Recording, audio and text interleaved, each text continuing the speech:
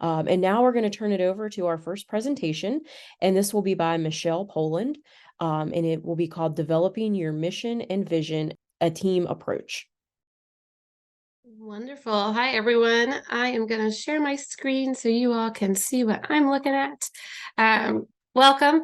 Thank you all for joining and listening today. My name is Michelle Poland. I am the Director of Advising for the Statler College of Engineering and Mineral Resources at WVU Morgantown. Before I jump into kind of mission vision talk, I'm going to give you a little bit of a background about kind of our advising center and how we've gotten to where we are.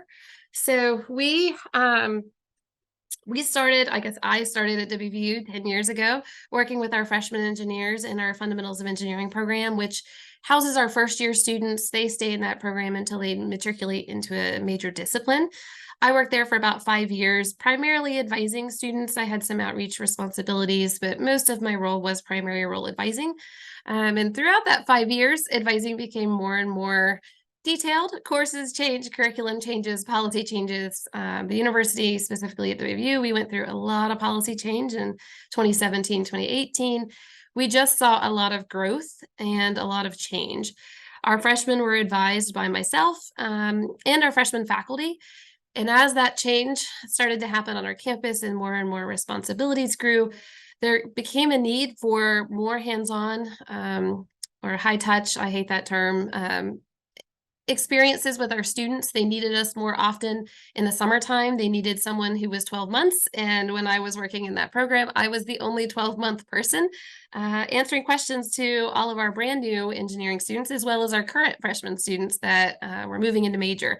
It became a lot. That was about 1,600 students in the summertime having questions and welcoming families. So we started looking at what can we do to help our students more regularly? And in the summer of 2018, the Statler College Advising Center was started. When it started, it was myself and one other advisor who spent half his time with me and half the time with the department he'd been working in.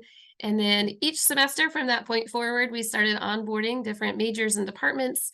And in fall of 2020, we were a full team of 7, including myself, and we were advising all of the in-major students. We let the freshman team keep their advisees at that point. They were still able to keep up with training, and this allowed our faculty in major to spend more of their time doing research and being in the classroom. And they didn't necessarily have the time, and several other reasons. It could have been also motivation, depending on what MOUs said. So those faculty could spend the time not focused on all of the crossing the T's, dotting the I's of advising, and doing more mentoring of their students and participating in the classroom more.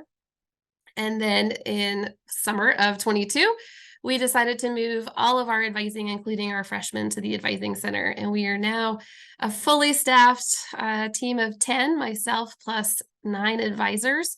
And that officially started in May of 22. And that's kind of what has led us to where we are today, talking about a mission and vision and how our center has grown. We're still kind of an infant in terms of advising center because of how it's worked and the changes that we see constantly, I feel like. So that's the background of where we are and why we were looking at mission and vision. So I'm going to start with talking just about what is a mission and vision. A lot of people will often say they're the same thing, or they interchange them to be one or the other. So I wanted to start with just defining what are the two things. So a mission is a current thing. It is what you're doing right now. It has to do with your purpose, why you exist, who you're serving, what you do every day. So it is truly the living in the moment definition of what do you do day in and day out. And then a vision is what you want to achieve in the future. So what do you want as that result of all the time you spend? I think this is an interesting session to follow the panelists. There were a lot of conversations about people don't see what we do. They don't understand we do more than just scheduling. I will refer to that likely many times in my presentation because that's true. I feel like over the 10 years I've worked in our college, I still have students call me, oh, you're my scheduler. I am not your scheduler, but it's really nice to see that this conversation is going to keep moving forward. So having a mission and vision can help with that, and we'll talk about how you can interweave that. So I have an example here. Very simple example. Mission, I'm a gardener, and vision is more specific. I want to be this by this point of time. So if you're a gardener is your mission, you want to be a member of a public gardens association. Another possible example, if your mission was we develop innovative software for institutions of higher education, that's a great mission. Vision could be that you want to be in the top 5 software companies that develop software for higher education institutions in the next 3 years. So it kind of ties back into those SMART goals. So having a goal and a site, and then being very clear and specific about that mission and vision can really help guide those conversations. So why is a mission and vision needed? We alluded to a lot of this in the panel earlier, but also I wanted to kind of talk about where I came from to find this. I was lucky enough to be a recipient of a grant last spring, and I was able to travel to NACADA's Academic Advisors Administrators Institute. It was a great experience. I absolutely loved it. I would love to get to do that every single year. I highly recommend it if you get a chance to get to attend. All levels are really great. So if you're an administrator that's just in a college or all the way up to university level, they have different tracks. Highly recommend. But before you go to that institute, they will say you need to bring an advising challenge or a topic that you want to address during your time here, because it is an intense experience where you do a lot of workshopping and you work with institute faculty to develop and solve that advising challenge. I took with me a challenge that I wanted learning objectives for our students. So that was what I started with. And then when I got there, I realized to have learning objectives, you probably need to have a goal that you have these objectives for, and that goal should be a mission and vision. And I did not have one of those. And so my challenge changed when I was at the Institute. And I realized I really need to do a mission and vision and really think about what we do, define it, and make it more clear. So that's why I had to decide, okay, let's change gears and then get to these learning outcomes. And our team does now have learning outcomes. I hope to share at least a little bit about it if I have time at the very end so you can see what those are. But the mission and vision was my first step. So why is it needed? It clearly communicates your direction and values. So this is really helpful when you're working with families and administrators. I know we talked earlier. How do we tell people that we're not just schedulers? How do we tell people we're busy in the summertime? This can help do that for you. So we debuted our mission and vision right at the end of the spring semester, and we were able to then share it with families at new student orientation so we could set that expectation from the very beginning of what we do and why we're in this role, that we're not just here to help them make schedules, that yes, we will do that for orientation and we will help them, but there's a lot more too, that we are not just sitting here scheduling classes with them. So that was really great to give families and students a first look at what we do, and they could understand that from the very beginning. It's also important for administrators. Some of our administrators and supervisors may have advising background, others may not, and that's not at their fault. I'm not saying any of them are bad. It's just they don't necessarily understand because they've not done it. And that's okay. But this can help guide that knowledge of what we're doing every day, what our daily activities are, and why we are doing the things we do. So it can really help really define your direction, which has been very great for us. It's also really interesting. I had a conversation with Karen Housechild when I was at the Institute about how do we make sure that everybody on the team is bought in and that the tasks we're doing make sense. And so the mission and vision can help with that too. So if there's a task that your team is asked to do and it doesn't feel like it really belongs with advising, if it's not supporting the mission and vision that everyone has agreed upon, and we're going to talk about how you get to that vision, why would we be doing that in the advising office? Is our team the right team to be doing that? Is there a better group that could solve that problem or help that student in a better way? So that can help protect a team from getting responsibilities that don't make any sense for an advisor to do. But it also can help on the supervisor side that sometimes we have to do things we just don't like to do, but it supports our mission and vision. So we can always point back to it supports our mission and vision. This is why we're doing it. And I think that helps a lot on both sides of supervisor or someone on the team to understand why are we doing a task or why are we not doing a task. It also guides our everyday activities. So when we are working with students every day, we're thinking about that mission and vision. We have it posted in different places. It's kind of like that sticky note on your mirror that gives you a, hey, you're going to be great today type feeling, is that it is guiding what we're doing every single day. And so that is another great plus for us. Also, it motivates us. It's sometimes hard to find motivation in our students. It's also some days hard to be motivated as an advisor. We are emotionally exhausted sometimes. So getting this mission and vision and understanding why we're doing this every day, why we're coming into the office and teaching students things that we never thought we'd have to teach them, it really helps to keep the motivation higher. Also, it guides that culture to see the importance of our profession. In addition to explaining and setting those expectations, a mission and vision makes us professional. We have a professional organization in NACADA, and there's several other good organizations. We have peer-reviewed journals. And so this is truly, again, we're not just here every day just to schedule classes. We are truly professionals that are here and invested in our students. And then providing framework to assess and improve. My background, I have degrees in industrial engineering, and continuous improvement is truly near and dear to my heart. And so my poor team, they have lots of change all the time because I look at what we're doing. I say, this is great, let's keep it. This is not working the way we thought, let's change it.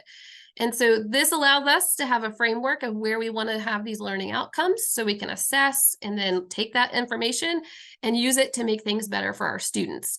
So it has kind of that goal at the end of the road, and we can use it to steer our ship. And then aligning experiences. With a team of 10, we are all very diverse, which I love about my team. I think it's a great opportunity for many students to see the diversity on our team.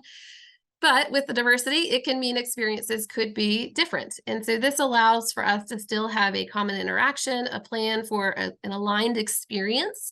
Again, we're not going to all be the exact same, but we know that each student should leave each appointment and each interaction with our advisors with a very similar feel. So that all of this has helped to create this mission and vision. Okay, so getting to creating it, our approach.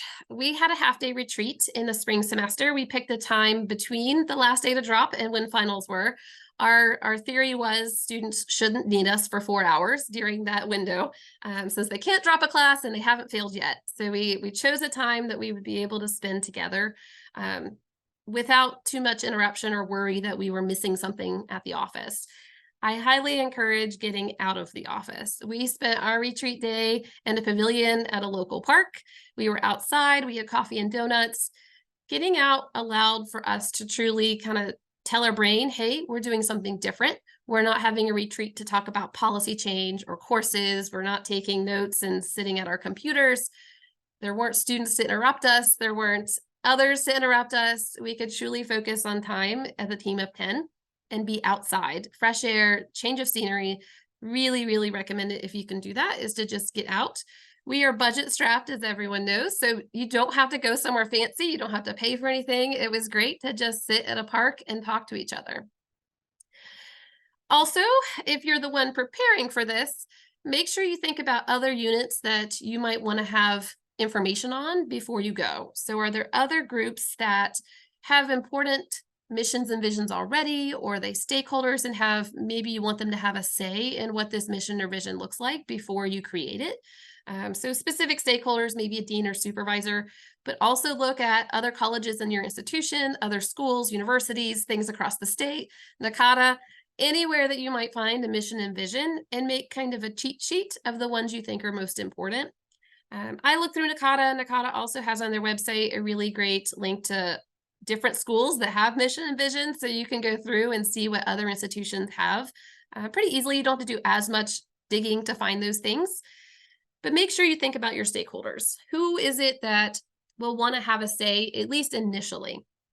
So homework. If you want to have buy-in on a mission and vision, it shouldn't be created by one person. I really think it's important that the whole team's part of that process. So my team knew that our retreat was going to be about mission and vision. That was advertised to them. They heard all of my excitement about it when I came back for the Administrator Institute. And so they knew they were going to be doing something different when we came to our meeting. About a week before that meeting, I assigned homework to them. Not a lot of homework because I know we are all very busy and finding time to do something extra is difficult. So one of those things was I sent that cheat sheet ahead of time so they could see all the mission and vision collections that I kind of created on one single spot for them. But I also did a lot of reading. I read article after article. I read the Nakata Journal articles. I will share all of where I got all of my information at the very end, but I did a lot of reading. Books that I've read when I was recommended those at different Nakata events. I did a lot of searching through books, articles, everything. I did a lot of reading. How I narrowed my reading down, though, I really thought about what words might help me find exactly what I'm looking for.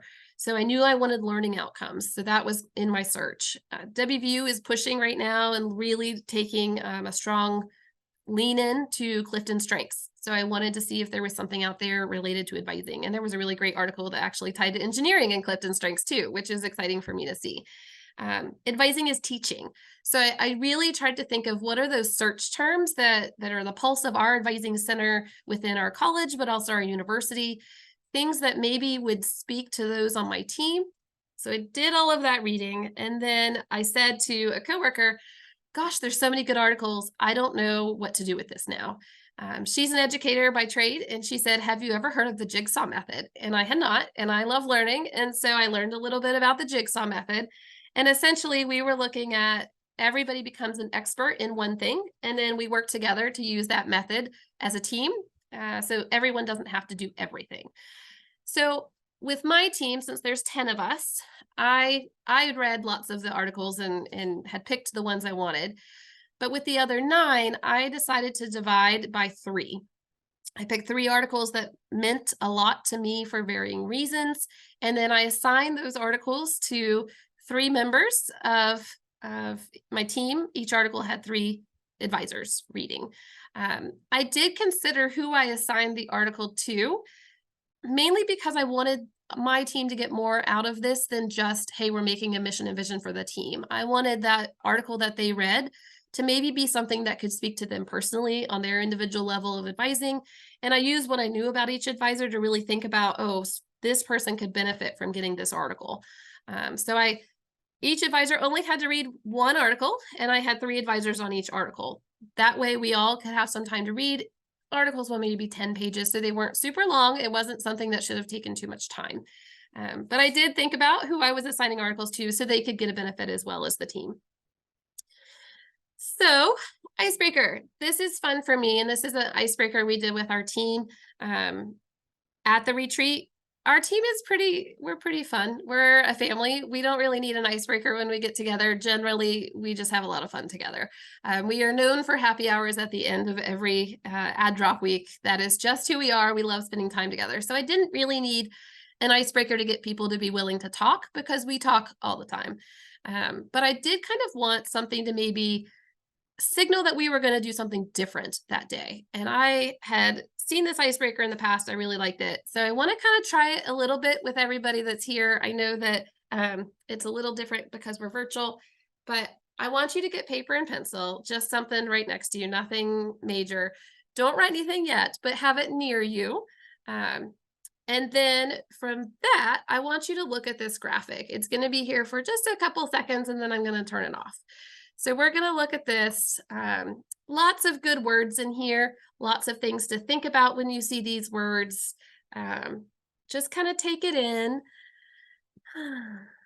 All these words mean so much to us. Okay, so now on the scratch paper, write down everything you remember. I'll talk a little bit about this as you're writing, just to kind of see where we get. So I had the team, I took a notepad with me, a giant notepad to our retreat, and I'd written words ahead of time. I showed them all the words, and then I also had them write down everything they could remember from that list. Then I started asking, so do you remember seeing this word? Do you remember seeing a different word?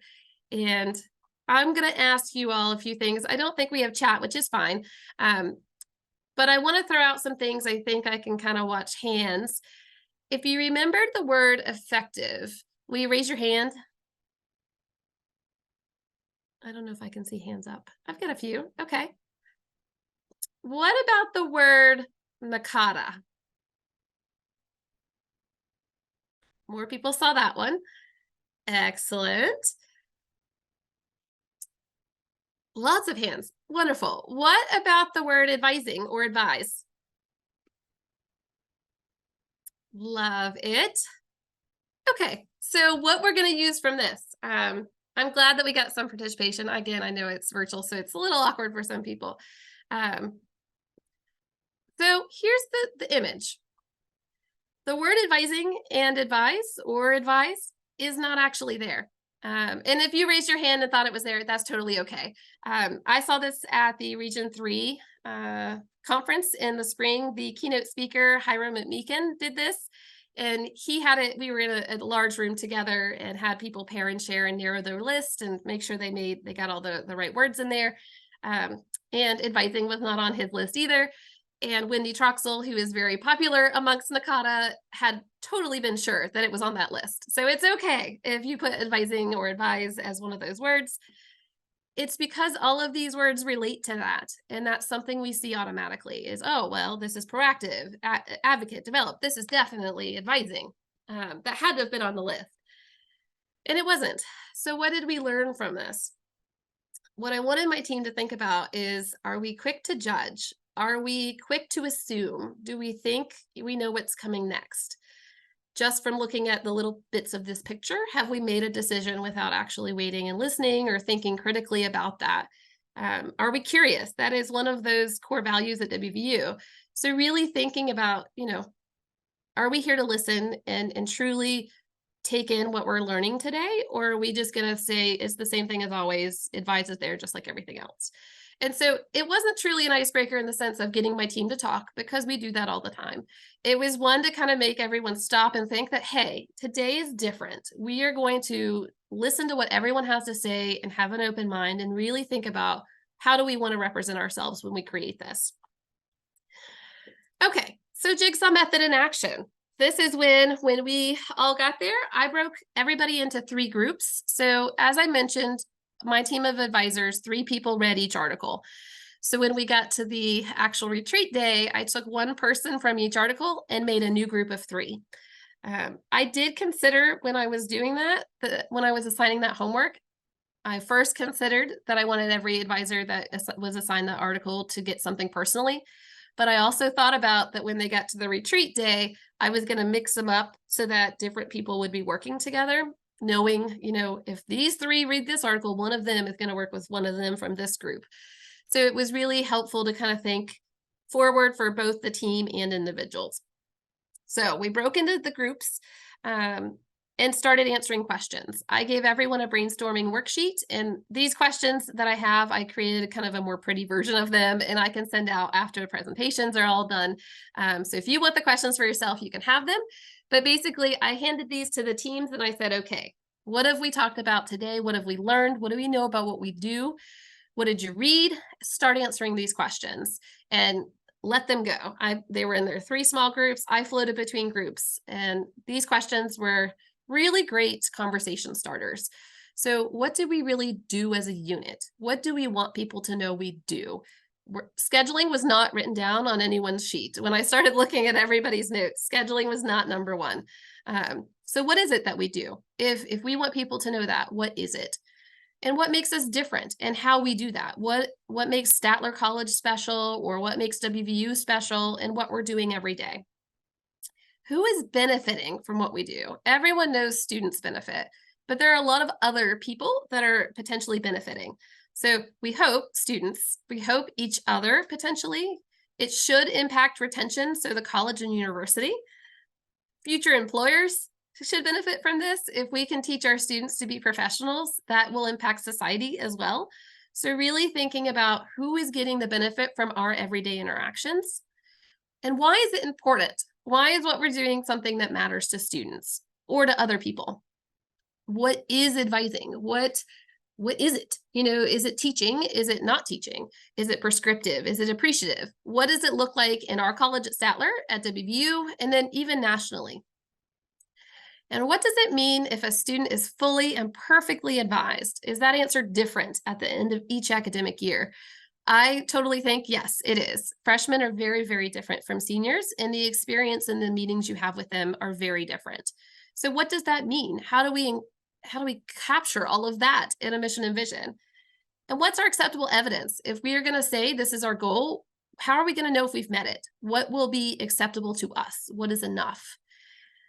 How does this mission and vision support what the university has as a mission and vision for advising? How do we know that what we want to push our envelope for is going to match? How can we make sure it does? And the last two questions were actually my favorite last two questions. Um, the first, what do we want from an advising appointment and what value does a student get? This is something that had been a thorn in my side in the spring semester before I went to the Advisor Institute. When I had a student stop in and say, I don't want to see my advisor. What happens if I don't go see him? And my answer was, you have to see your advisor. You have to, because you have to get your pin lifted so you can schedule. But I didn't like that answer. I don't want to say because you have to. I have 4 children and they hate that answer. And that's not going to be an answer I want to give a student either. It's just not acceptable to me. And it really made me stop and think, so what is a good answer to that? Why are we requiring them to spend time with us if I can't tell them the value? So it was nagging me. And then at the Institute, we were talking, and someone said, we require these students to see us. And if we're going to do that, they should have value. We should be able to point to it. And it had really been a thorn in my side. So that's a question I wanted to know. What value are we bringing to students if we are forcing them to spend time with us? And some of them hopefully don't come because they have to, they want to come see us. But if we're going to do that, what value are they going to get? How can we answer that question? And then the last one is honestly super fun to see the answers. Completing the statement, wouldn't it be fantastic if? As many times as possible. Focus on things that the team can influence, control, create. Just really exciting answers, some really interesting answers as well. Here's a few notes from the team. I went through and looked at the worksheets and kind of collected things that I really liked. But one of the questions, what do we want from an appointment?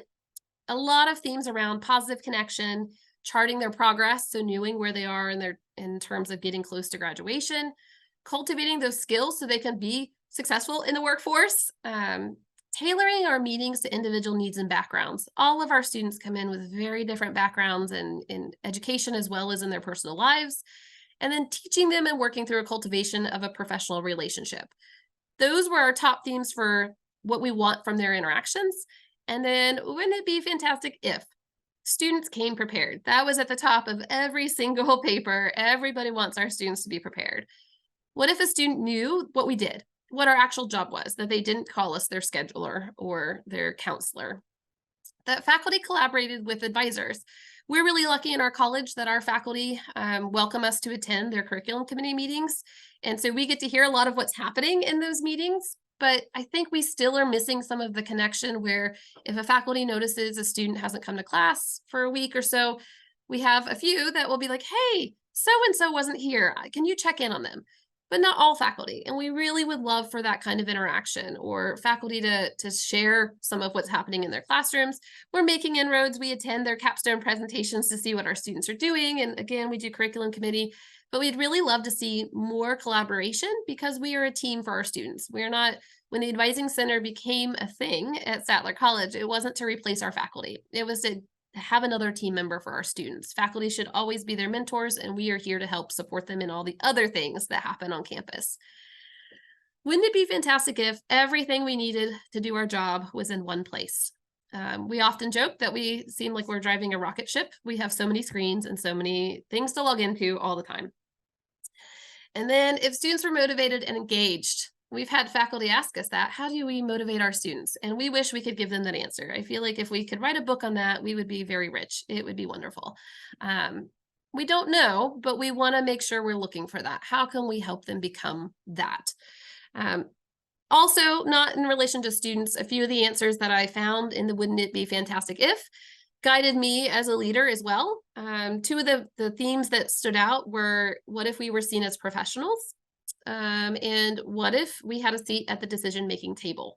Both of those were really interesting thoughts for the team to share. I think we're making inroads again. I think our team is growing and faculty see the importance of our everyday interactions, but those were interesting. So anytime you give kind of an open-ended prompt to a team, especially our crazy team, this can kind of give you a lot of insight that maybe you weren't expecting, but maybe you were. So then we followed up with a values activity. So this was one where I had everybody pair up, just 2 people in lots of different pairs. I gave everybody a stack of sticky notes. And I said, write 3 to 5 positive words, 1 on each sticky note, about your colleague across from you. And after they had written their 3 to 5 words, I asked them to share those words with their colleague and explain why they picked those words.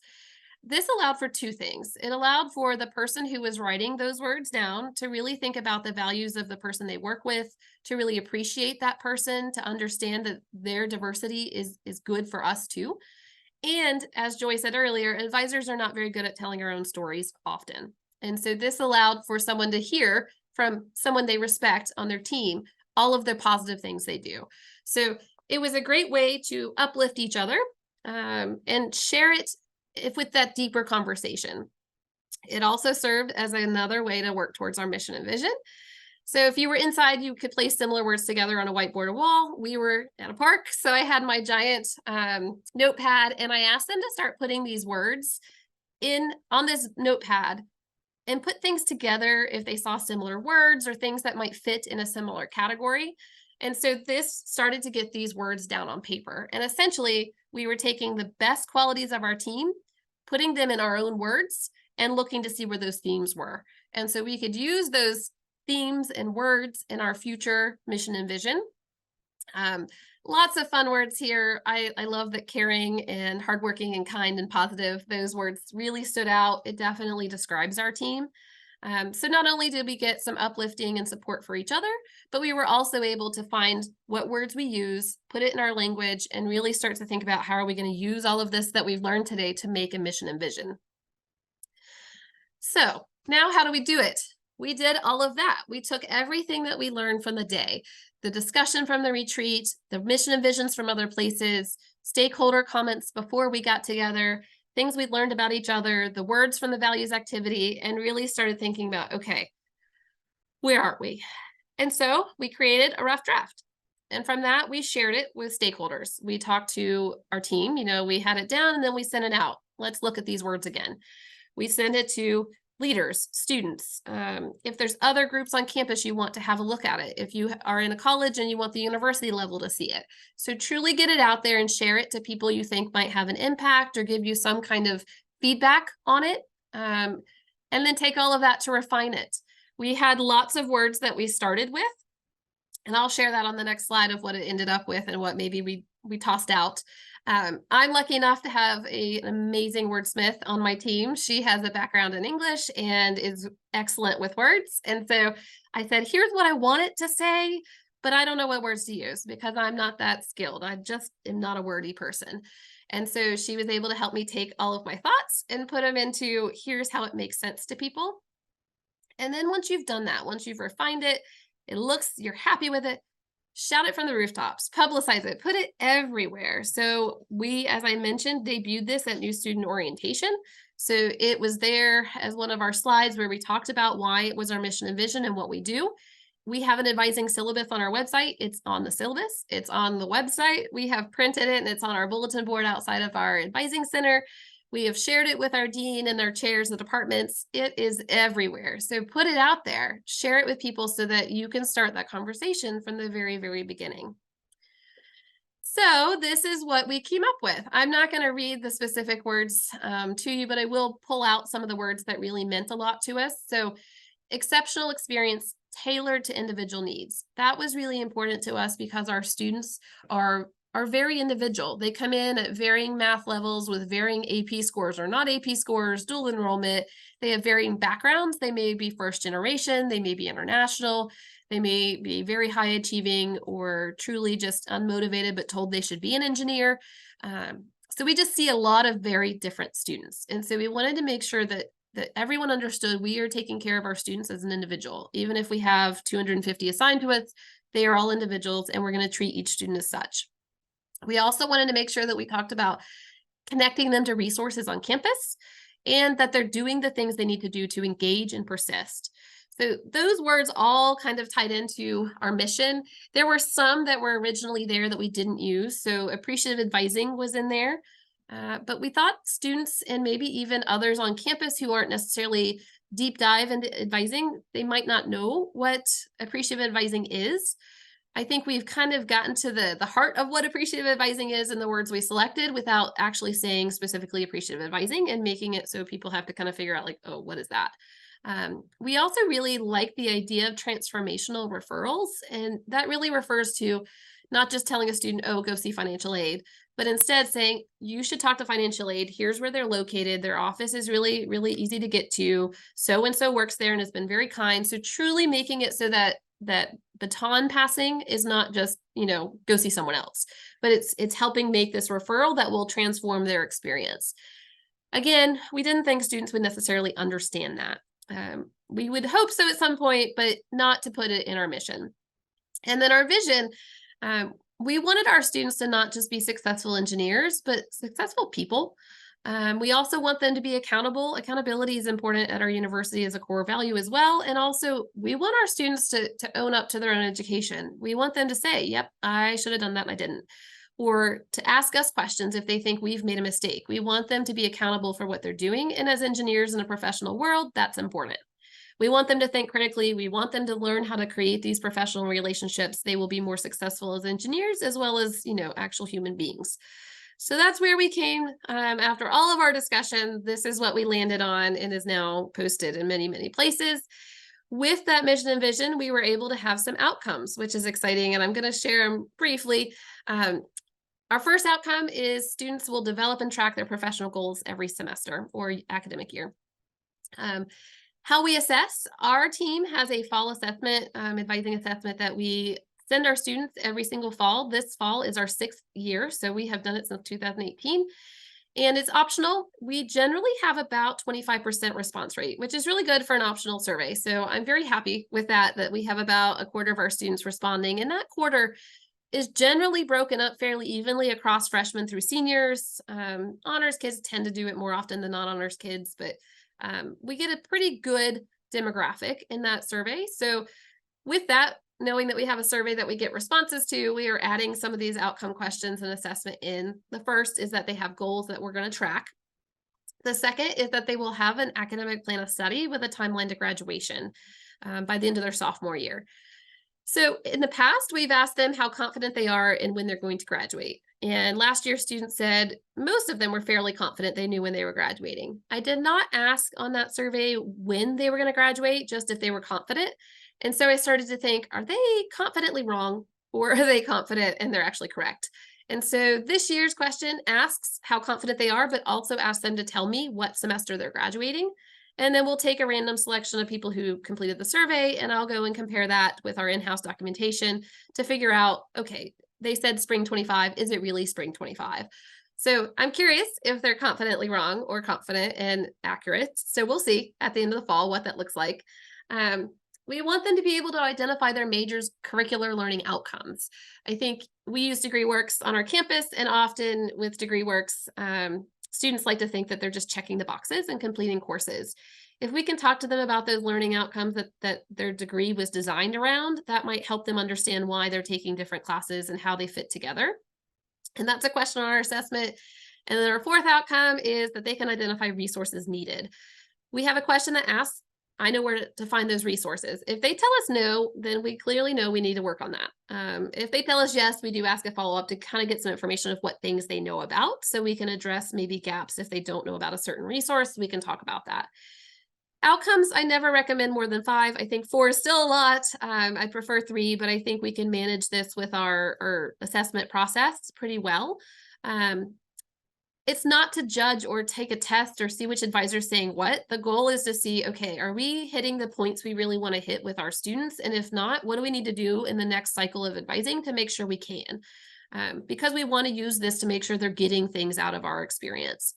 So that's where our outcomes are. I'd love to connect. You're welcome to send me an email anytime. I'll make sure that I follow up with that brainstorming worksheet. And I also wanted to share, very last thing, here's the selected readings that we read and just feedback on Nakata Journal. So we read If Advising is Teaching, What Do Advisors Teach?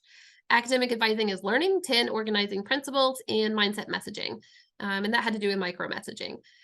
All of these were in the Nakata Journal. That's a free resource. You do not have to be a member to use that. You can go to their website and access it. So even if you can't afford to pay for the memberships to Nakata, you can absolutely still get those readings and take advantage of that resource. And again, I'll provide the brainstorming worksheet in the future. Okay, are there questions? Sorry, I felt like I ran through everything. And we've got about 3 minutes before the next panelist. So if you want to submit questions via the Q&A, one of the things that we can do is collect those questions and then follow up with those answers and provide that to the larger group as well. I like when Michelle mentioned that students, think of advisors sometimes as you schedule me. It's, you provide my schedule. It's almost like a patient with a doctor. They Mhm. call in, I need my prescription refilled. Yes. And that's, oh, they don't want to come in for the visit. They don't want to come in for the checkup or the updates or anything. I want my prescription refilled. And I just think that's an apt analogy that you offer so much more robust wraparound services than just the schedule. It might all culminate in the schedule, but the schedule will be the best for that student at that time if they take advantage of all the other services that are offered. Mhm. And you say your retreat was just 4 hours? Yeah, we would have liked more, but we showed up about 8:30 in the morning and spent that time. We did have one group visit us to talk about our campus read in the middle of all of that, just because it was the time we were all together. But then we all went to lunch together. If anybody wanted, we all went and had sushi, and it was great. So we tend to surround ourselves with food, is what our team does. But Just getting off campus, as you said, is so important. Even if you go to another building on your campus, it's not the same. yeah, It's not the same. absolutely. It might be kind of neat sometime if the advisors could pick the campus read for the year. We're talking about a book club on our campus with the social committee, and with that book club, I think we may get more involved in campus read in the future. I'm hoping it would be fun. That was very helpful, Michelle. Thank you. Will we have access to the slides? Mm-hmm. Great. Sure.